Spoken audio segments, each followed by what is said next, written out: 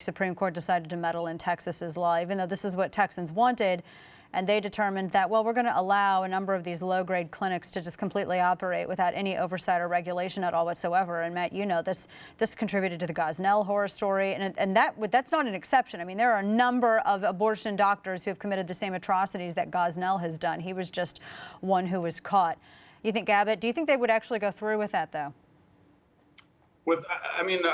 Probably not at this point, but I think we're going to have to look at this. If Hillary Clinton is elected president, and we end up with a Democrat, House and Senate, which we easily could, then we're going to have a Supreme Court that's far left liberal for a generation or more. And at that point, we're either going to, as conservatives, we're going to sit around and say, no, please stop. Interpret the Constitution the right way, and we're going to beg them, and then finally, when they come down with the wrong decision, we're going to say, okay, well, gee shucks, I guess we have to just keep killing babies.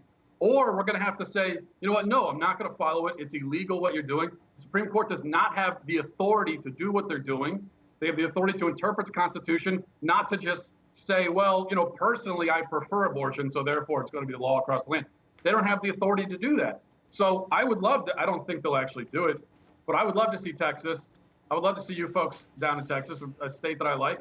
I would love for Texas to say, you know what? We're sorry, we're not going to do it. What are you going to do about it? Make us. What are you going to do? I mean, what are they going to do? Is it going to be a civil war again? They're going to invade Houston with federal troops and start burning it to the ground?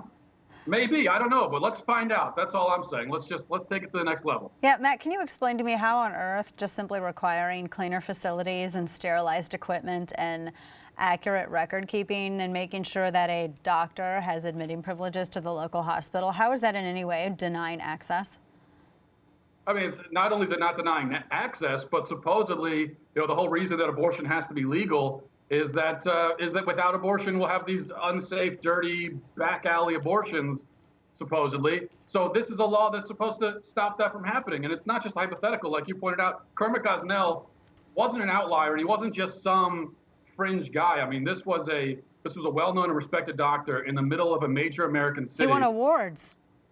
He won awards. I mean, people don't realize that he was a big-time proponent in the early going of the abortion movement, and he was operating this horror shop, this butchery, in a major American city for 30 years because there are no regulations at all. And by the way, women died in that clinic. They came out of it. Some of them were killed. Some of them came out of it, with diseases and infections, and they were sterile for the rest of their lives because of it.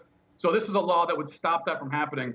But what we realize is that liberals, they don't care about women. They care about, the ideology that abortion protects.